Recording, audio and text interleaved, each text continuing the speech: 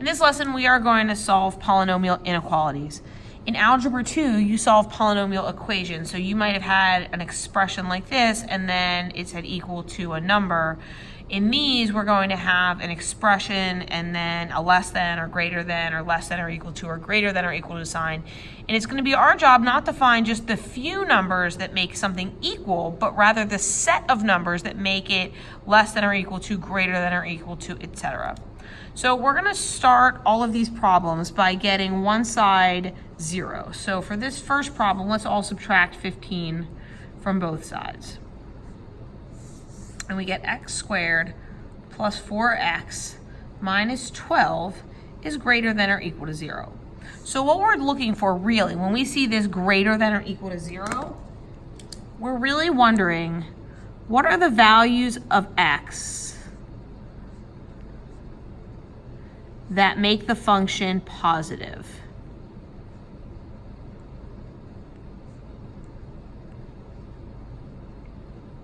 Okay, so what I'm gonna do just as a side is I'm gonna graph this on my calculator. Now, obviously we're gonna do these eventually, no calculator, but I just wanna show you something.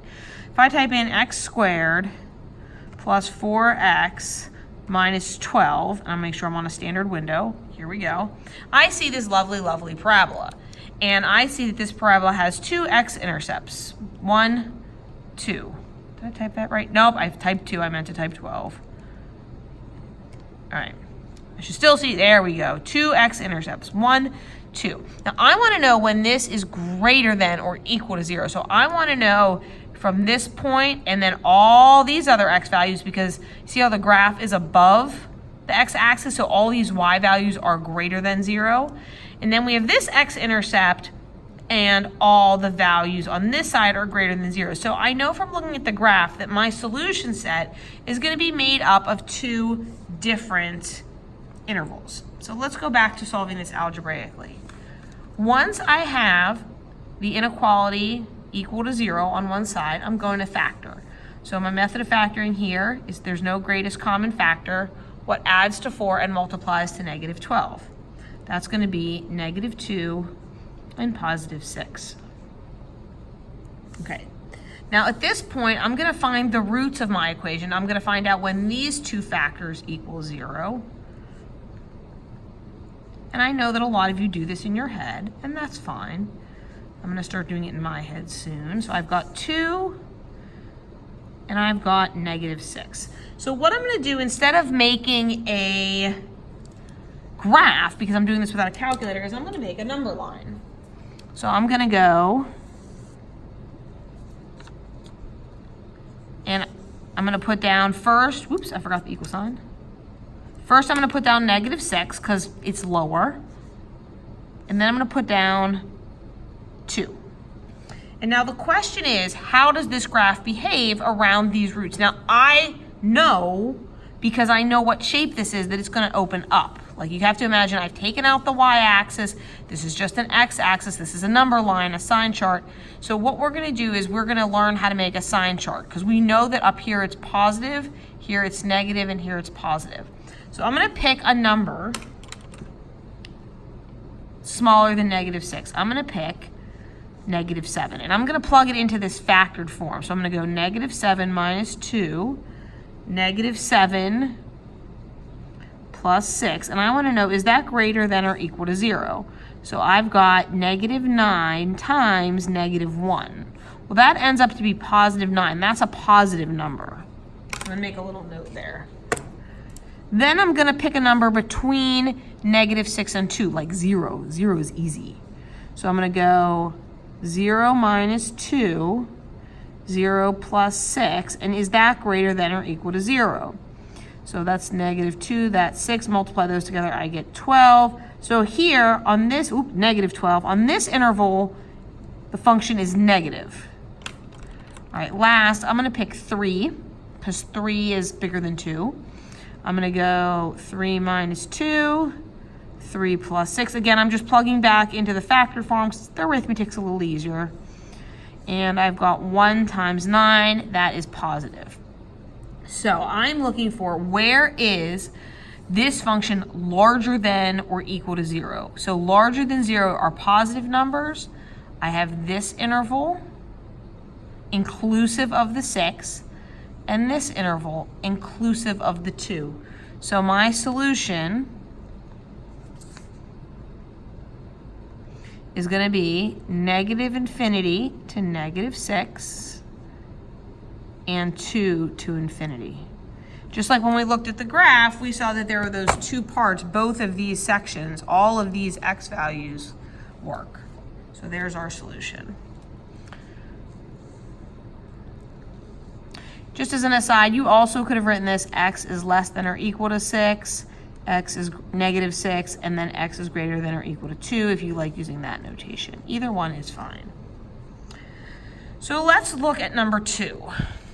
Number 2 is already equal to 0, so check. Now I'm looking for when is it less than or equal to 0, so I'm really looking for negative values, because less than. And, okay, so for number 2, again, we're looking where it's negative. Sorry for the interruption and breaking the video. Someone was at the door and I had to answer it. Good thing we have iMovie. All right, so number 2, we are looking where it's negative, and it's already equal to 0, so that's a bonus. So I'm looking at this polynomial, and it's x cubed plus 5x squared plus 6x. And the first thing I notice is that they all have an x. So I'm going to take out that greatest common factor of x. And now I have x squared plus 5x plus 6 is less than or equal to 0. So now what adds to 5 and multiplies to 6? 2 and 3. 2 and 3. All right, so now I'm going to set all 3 of my factors equal to 0.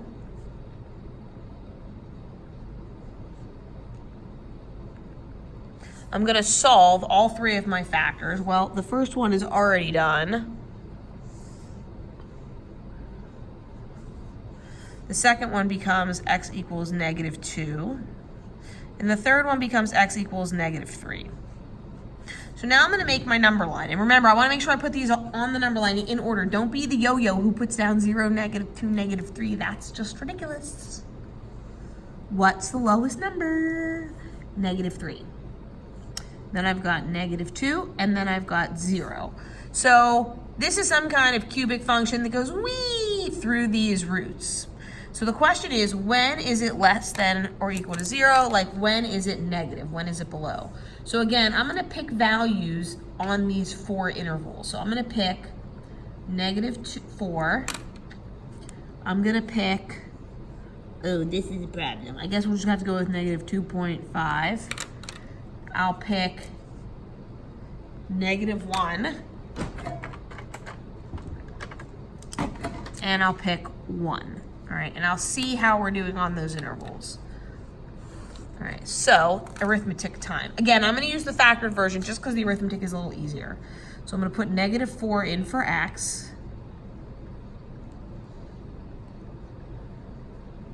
And I want to know what is that value. So it becomes -4 times -2 times -1. Now let me tell you a secret. Nobody really cares that this is -8. All we really care about is that the value is negative. So I'm going to make a little note that at -4, my value is negative. So now I'm going to do -2.5.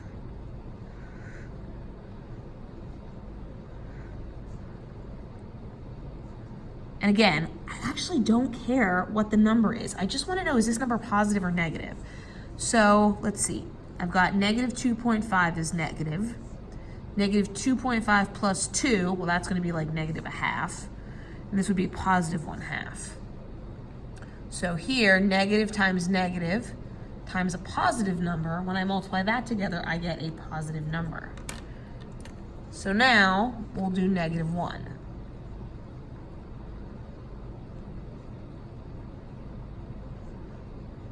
All right, so again, I don't really care what the number is. -1. This becomes a +1, and this becomes a +2. A negative times a positive times a positive is a negative. Now I have 1. I know some of you are probably switching pen colors too, because I am switching pen colors. It's going to be very beautiful notes. Ooh, that's an ugly 3. All right, so obviously these are all positive numbers, like positive, positive, positive. This one's positive. Now the question is, when is this negative? When is it less than or equal to 0? And the answer is on this interval and here. So I can write this one of two ways. My solution is negative infinity to negative 3, inclusive of negative 3, and also negative 2 to 0. You can also choose to write that x is less than or equal to negative 3, and then negative 2 is less than x is less than or equal to 0. Either one works for me. There is our solution. Now we are actually going to skip number 3 because if you haven't noticed, it does not tell us how it wants to be greater than, equal to 0, whatever. So cross that guy off. So let's take a look at the classwork. I suggest you start number 1 with me and follow along, and then I want you to pause the video and try to do the rest of them on your own. And you can always come back, unpause the video, and follow along. So what's nice about these 4 problems is you'll notice they're already equal to 0. Now the first one is very straightforward, x squared minus 8x plus 12. So I'm going to start again by factoring negative 8, what adds to negative 8 and multiplies to negative 12, x minus 6, x minus 2. And obviously it's going to be 6 and 2, but don't be the yo-yo who puts the 6 first. Don't be silly. 2 comes first. Okay, so I'm pretty sure I know how this works because it's a parabola, but I'm just going to check my numbers with my beautiful colors. I'm going to check 1, I'm going to check 3, and I'm going to check 7. So here we go. 1 minus 6, 1 minus 2. That's a negative and a negative. So here I have a negative value. Now for 3, 3 minus 6 times 3 minus 2, negative 3, positive 1. That's going to be whoops, wait, I screwed that up. That's positive.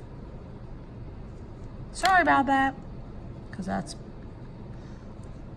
this one's negative. And now we'll check 7. 7 minus 6, 7 minus 2, positive times positive is positive. And I want to know, how is this greater than 0? So I want to point out here it's not equal to. So I want greater than 0. So I want this interval and this interval. The difference on this problem versus the last is when I write my solution, I am not going to be inclusive of the 2. So negative infinity to 2, and then 6 to infinity. Or you can write it x is less than 2, x is greater than 6. Now, here's the beautiful thing. I want everyone to look at number 2. It's exactly the same as number 1 with one small difference. I want you to pause the video and write down the solution based on your work above. Okay, at this point you should have paused it and written down the answer, and hopefully you realize that this is exactly the same, except now we are including the values that make the function 0. So we're going to include the 2, and we're going to include the 6. Or x is less than or equal to 2, x is greater than or equal to 6. So go ahead, pause the video and work on number 3 all by yourself until you get the answer. Okay, you should have paused the video and you should have factored this to x plus 6, x minus 3. You should have made a number line. First you should have negative 6, then you should have 3. Hopefully you tested numbers like negative 7. And negative 7 plus 6 times negative 7 minus 3 becomes a negative times a negative.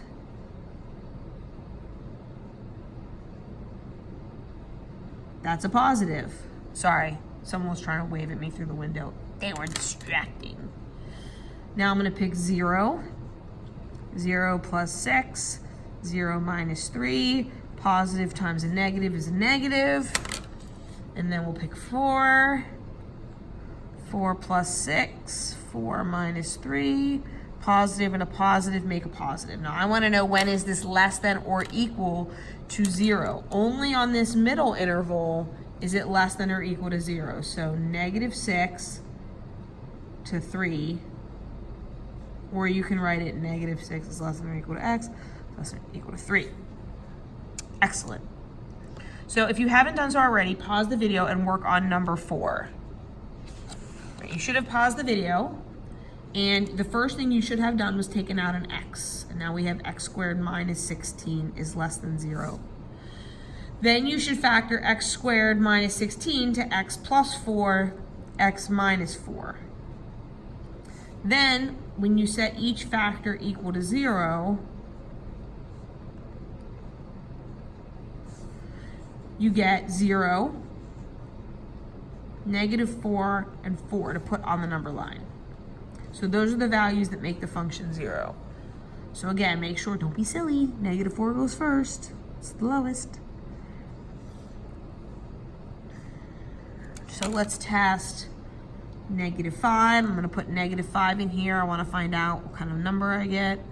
-5.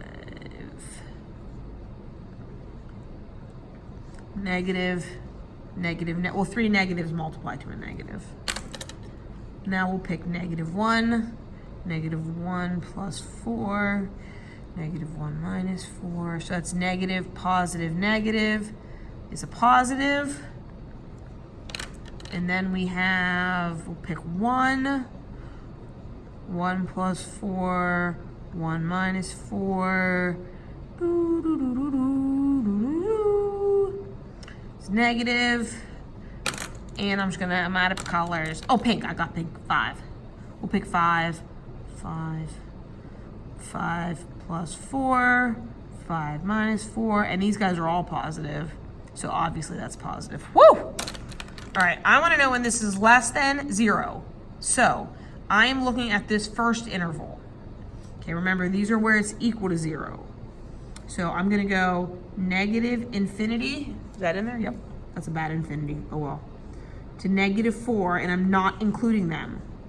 I'm also going to take 0 to 4. All right.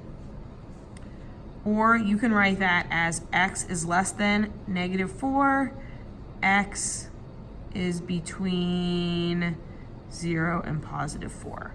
All right, at this point, I want you to go ahead and work on your homework.